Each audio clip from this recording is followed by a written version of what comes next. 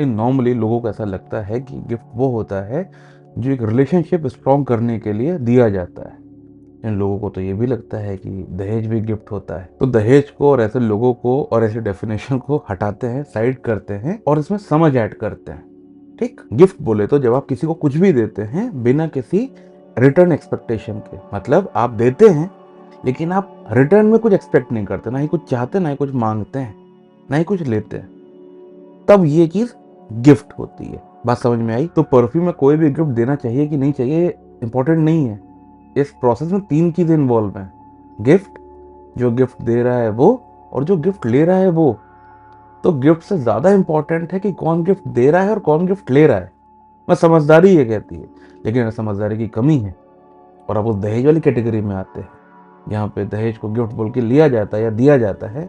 तो ये वीडियो भी बंद कर दीजिए, हम और आप वैसे भी कनेक्ट नहीं कर पाएंगे, आपका टाइम वेस्ट होगा और कुछ नहीं होगा। कुछ अपने टाइम का कुछ अच्छा इस्तेमाल कर लीजिए, ठीक है? पॉइंट पे वापस आते हैं। ये जो 10 रुपए का प्रीमियम इंश्योरेंस होता है ना, रिलेशनशिप इंश्योरेंस, वो क्यों देते हैं? वो इसलिए देते हैं कि रिश्ता खराब ना हो और रिश्ता अच्छा बना रहे, अंडरस्टैंडिंग और बढ़े, एक दूसरे के लिए प्यार और बढ़े, एक दूसरे की रिस्पेक्ट और बढ़े। इन शॉर्ट, नजर ना लगे, रिश्ता टूटे नहीं, टूटे तो बैड टर्म्स पे ना टूटे, और सबसे ज्यादा अगर टूटे तो उसके जिम्मेदार आप ना हो। मोटा मोटा यही है ना। उसमें और भी इमोशंस ऐड कर लीजिए, और भी एग्जाम्पल चीजें, बड़े बड़े शब्द और ऐड कर लीजिए, लेकिन बेसिक कहीं ना कहीं यही है। ठीक, तो पहले आते हैं गिफ्ट दे कौन रहा है और गिफ्ट ले कौन रहा है। दोनों इंसान हैं।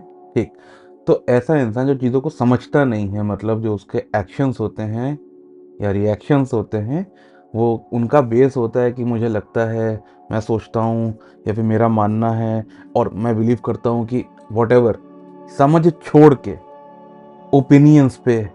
इन शॉर्ट, ऐसा इंसान जो पूरी पिक्चर देखे बिना, पूरी कहानी सुने जाने समझे बिना जजमेंट मार दे, ऐसा इंसान, उसका रिश्ता कभी अच्छा नहीं जाएगा किसी से भी। क्यों?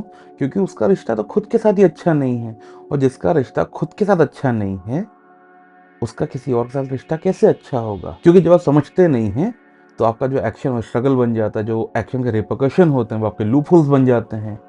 और क्योंकि आप समझते नहीं तो आप सीखते नहीं, और क्योंकि आप सीखते नहीं तो वो गलतियां बार बार बार बार रिपीट होती रहती हैं। मतलब पॉसिबिलिटी है कि एक सेम सिचुएशन या सेम गलतियां आप बार बार करते रहेंगे, नॉर्मल है। जब ये सब होता है तो क्योंकि खुद से रिश्ता अच्छा नहीं होता, फ्रस्ट्रेशन होता है, इनसिक्योरिटी होती है, फियर ऑफ फेलियर होता है, लाइक डर होता है कई सारे फॉर्म में, फ्यूचर के लिए इनसिक्योरिटी होती है, तो प्रेजेंट की ऐसी तैसी हो जाती है। जब प्रेजेंट की ऐसी तैसी हो जाती है